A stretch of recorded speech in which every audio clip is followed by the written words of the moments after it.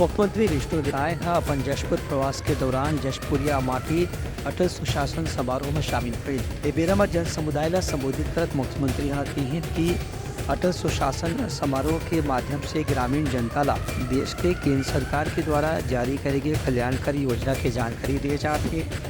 उनका कहना है कि जशपुर ला विकास करे पर विभिन्न प्रकार की योजना के हितग्राही मन ला उचित जानकारी दे करके उमन ला हर योजना से जोड़े के प्रयास करे जाते।